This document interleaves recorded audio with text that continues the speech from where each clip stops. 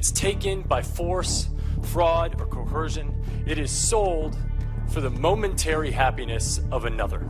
Is now also a convicted.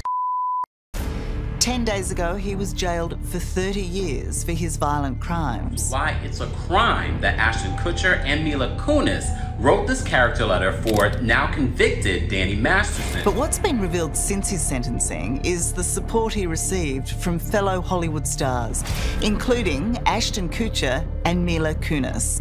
Ashton Kutcher and Mila Kunis are still in some extremely hot water. The letters were not written to question the legitimacy of the judicial system or the validity of the jury's ruling. Ashton Kutcher is trying to save his career after Danny Masterson, but now he's being accused of being responsible for a murder. Mel Gibson is known for his outspoken stance on concerning aspects within Hollywood. I get up every day and I realize I'm not in control of this whole thing. And no matter what happens, I just ask for the grace to be able to deal with it. In the current scenario, his attention is directed towards Ashton Kutcher, a widely cherished figure in the industry who recently found himself embroiled in a controversy. Number one fear is public humiliation, okay? I don't give a anymore. Gibson's outspoken nature extends to addressing concerns regarding Kutcher. There's an emerging buzz on the internet speculating that Gibson is ready to expose certain uncomfortable truths about Ashton. We are aware of the pain that has been caused by the character letters that we wrote on behalf of Danny Masterson. When you're 20, you don't understand these things. So, you know, I think I just would have been more patient. Hinting at a potential involvement in a controlling role within the industry. To comprehend Mel Gibson's perspective on Ashton Kutcher's alleged actions, it's beneficial to delve into some of the projects Gibson has undertaken. Notably, Gibson played a significant role in the controversial movie project titled Sound of Freedom. The film achieved a significant milestone by surpassing the $150 million mark at the box office, despite facing opposition from segments of Hollywood and liberal news media. This success solidified its status as an exceptional triumph in box office history, underscoring Gibson's dedication to addressing abuse issues not only within Hollywood, but also in broader contexts. Down exactly what happened is it's too hard to take. No, there have been a lot of obstacles thrown in the way. You know, there's a lot of, what would you call it, poltergeist act. Gibson has been vocal about the critical issue of human, particularly the trafficking of children. He stressed the need for awareness as the initial step in eradicating this crime, encouraging people to watch Sound of Freedom to support this cause.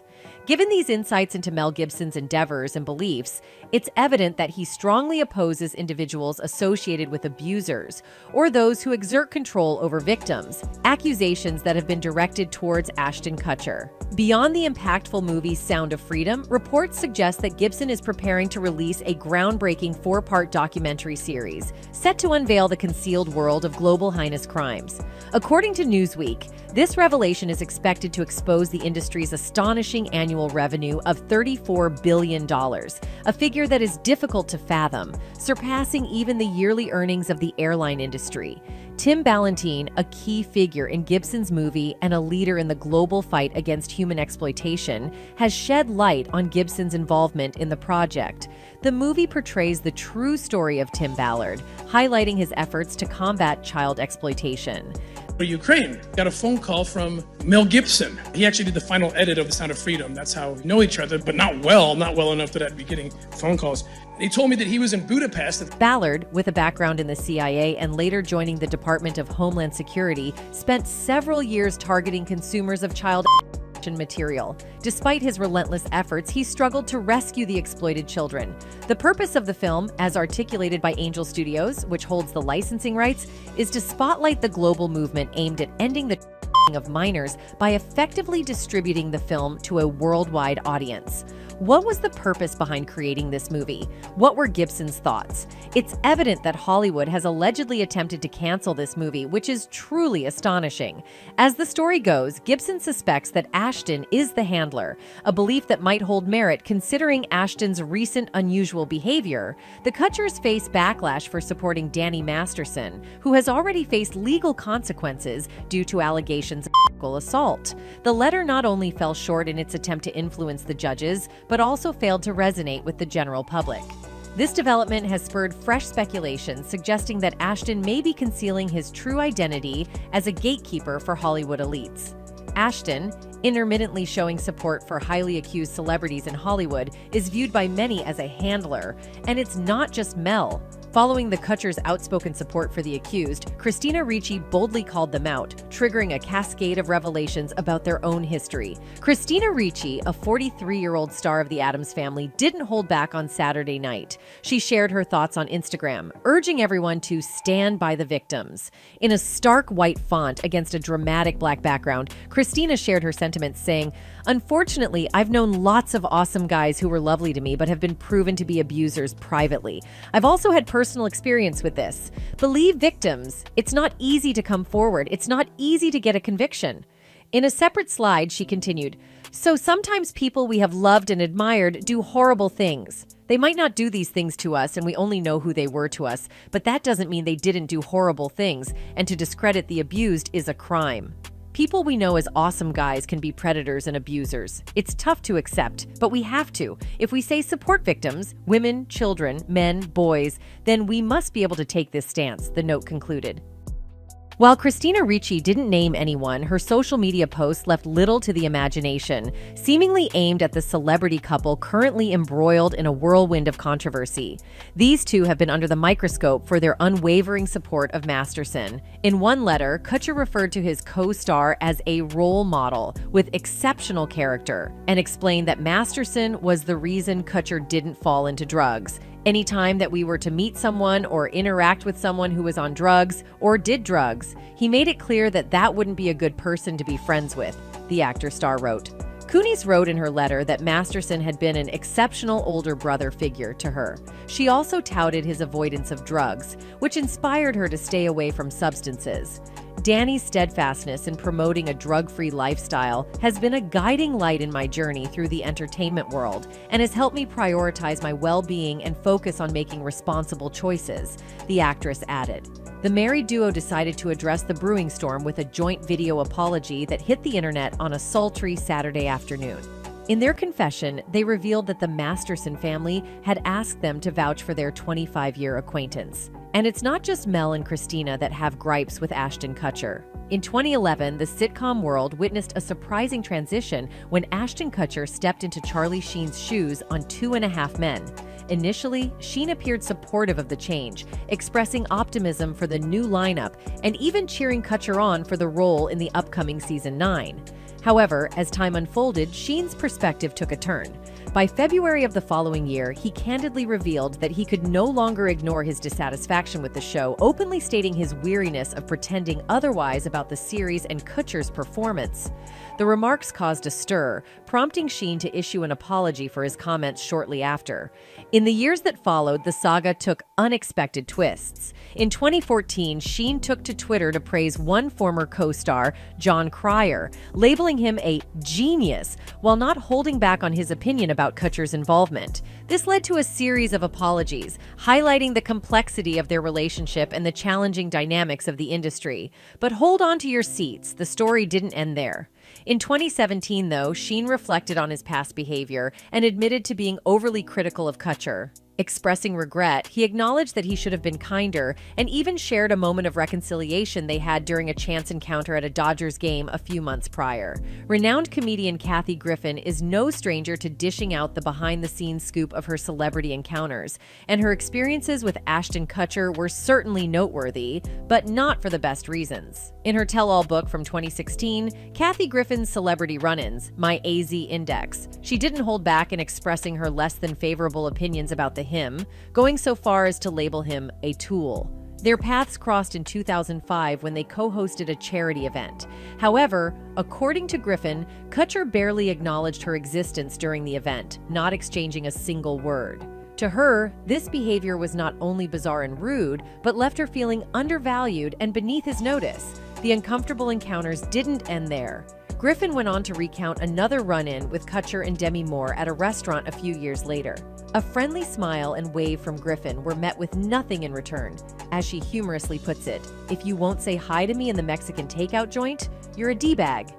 Adding to the list of peculiar interactions, Griffin recalled a moment when she was engaged in a conversation with Diddy, only to have Kutcher abruptly insert himself into the discussion, treating her as if she were invisible.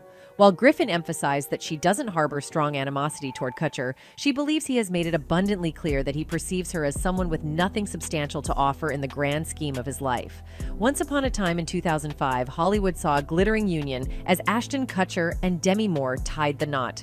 But like a roller coaster ride, their love story had its share of twists and turns. In 2011, whispers of infidelity rattled their marriage, and it wasn't long before they publicly acknowledged the strain, announcing their separation. The saga continued into 2012 when Kutcher filed for divorce, citing irreconcilable differences. Moore's tell-all book in 2019 opened a window into the heart of those differences, revealing her struggle to match Kutcher's expectations of the perfect wife. In this candid memoir, Moore bared her soul, recounting how she contorted herself to fit Kutcher's ideal image, even exploring territory that wasn't her own. She writes about the tumultuous decision to bring a third person into their relationship to satisfy his desires, a decision that ultimately catalyzed the infidelity. It was a blurred line that set their love adrift. Moore bravely shared her battle with alcoholism, suggesting that Kutcher was less than understanding during this trying time. As the world absorbed the revelations in Moore's book, Kutcher, in a moment of reflection, tweeted, "I was about to push the button on a really snarky tweet. Then I saw my son, daughter, and wife and I deleted it." A glimpse of remorse perhaps as the storm quieted and life moved on. In a recent interview in February 2020, Kutcher hinted at an amicable distance, stating they don't hang out, but assuring everyone, it's all good. A juicy tidbit from a 2018 episode of Larry King now spilled the beans on Sharon Osbourne's less than harmonious encounter with none other than Ashton Kutcher during his guest appearance on The Talk. Osbourne didn't mince words, revealing to Larry King that things were far from rosy between her and Kutcher. Flashback to 2014. Osbourne stumbled over Kutcher's name during the show. Kutcher apparently didn't take it lightly, leaving an icy chill in the air. As Osbourne put it, he comes on with an attitude and he goes, "What have you done in this industry?" And I was like, "Kid, don't start with me because I'm going to eat you up and shh you out." But hey, showbiz moves fast, and Osbourne tried to smooth things over after the cameras stopped rolling. On October 24th, 2014, she humorously tweeted a snapshot with Kutcher from the set, confessing to the name blunder. "I messed up Oplusk's introduction. I think I called him Ashton Kutcher. Sorry." But there's more, because it's not just these celebrities that appear to have issues with Kutcher. When it comes to the relationship between Clarissa Darling, aka Melissa Joan Hart, and Ashton Kutcher, there's no sweet friendship to be found. In her 2013 memoir, Melissa explains it all. Hart candidly spills the beans about her party experiences, revealing a clash of personalities with the future 2.5 Men star. She recollects, "I do remember that twice I tried to kick Ashton Kutcher out when he made smarter remarks to me after I asked him not to smoke in my house, but he never wanted to leave. And since I'm not burly enough to intimidate him into going, I eventually gave up." Their paths crossing at social events was somewhat inevitable, given the Hollywood circles they moved in. Jason Goldberg, the co-founder of Catalyst Media alongside Kutcher, happened to be married to Soleil Moon Frye, Hart's former co-star from Sabrina the Teenage Witch. This connection meant Hart and Kutcher found themselves in the same social spaces on occasion. However, Hart was far from enthusiastic about spending time with the co-captain of her dear friend's husband's production company. In her own words, as she told Life and Style in 2013 via E! News, "Ashton and I just didn't get along." Following Ashton and Mila's attempt at an apology, the response was less than forgiving. Critics were relentless in their critique, deeming the apology performative and emotionless, prompting Ashton to disable comments. To add to the distress, more unsettling stories emerged about Ashton's questionable behavior from the past. This included inappropriate comments about underage women, like Hilary Duff, and concerning treatment towards his ex-wife, Demi Moore. A source revealed, "This is a nightmare for Ashton. He's being dragged into Danny's mess. Even though he hasn't been convicted of any crime, he's in danger of being canceled." On the same day of Ashton's apology, one of Danny's accusers, Chrissy Carnell Bixler, shared her own footage on Instagram. In a clip from 2002, Ashton disclosed that before a romantic scene with 14-year-old Mila, Danny bet him $20 to use tongue. In another resurfaced video, Mila appeared uncomfortable sitting on his lap. And on a 2003 episode of his MTV show Punk'd, Ashton made questionable comments about 15-year-old Hilary. The source noted, "These comments were meant as jokes, but are obviously in poor taste and come off as creepy. It's so humiliating for him."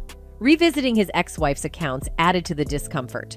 In her 2019 memoir, Inside Out, Demi accused Ashton of infidelity, even at Danny's bachelor party, pushing her in and tempting her to break her sobriety. Ashton has avoided addressing her claims, stating, "I don't want to open anything up in that realm." As for Danny, Ashton expressed conflicting emotions about his old friend, acknowledging their continued communication and expressing hope in Danny's innocence. Yet, he reiterated his support for anyone who'd been violated. In an appeal to the judge, Ashton recognized the severity of the crimes and the victim's desire for justice, although he believed Danny didn't pose ongoing harm for society. An insider insisted that Ashton's motivations were sincere, highlighting his sympathy for Danny's wife and child who are grappling with the fallout. The source emphasized that their ordeal is far more agonizing than the negative publicity Ashton is facing. He's earnestly hoping for the storm to pass. Amidst the controversy, Ashton and Mila have chosen to remain quiet, understanding that people will pass judgment. The insider noted, "People can judge them, but they believe their hearts were in the right place."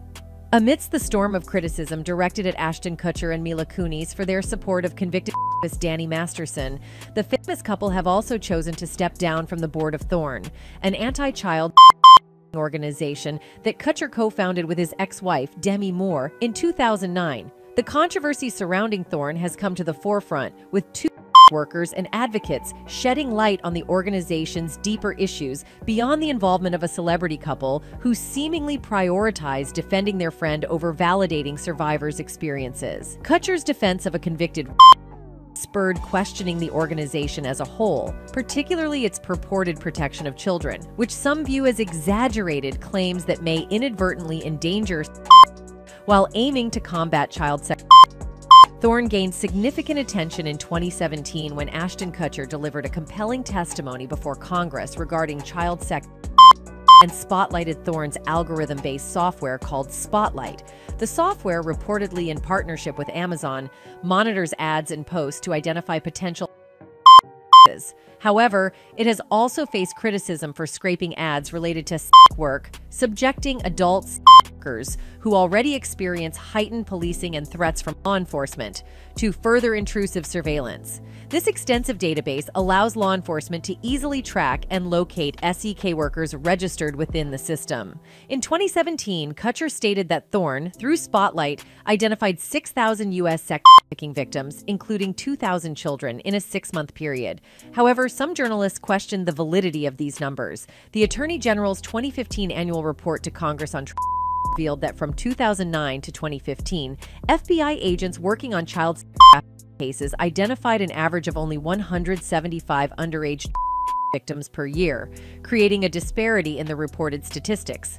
In essence, Thorn has faced criticism for fear-mongering and misleading the public, stigmatizing consensual adult and establishing partnerships with law enforcement agencies and companies such as Amazon and Peter Thiel's Palantir, a data analytics company that aided the NSA in surveillance operations. The consequence, critics argue, is an increase in the surveillance of workers, rendering them more susceptible to police scrutiny.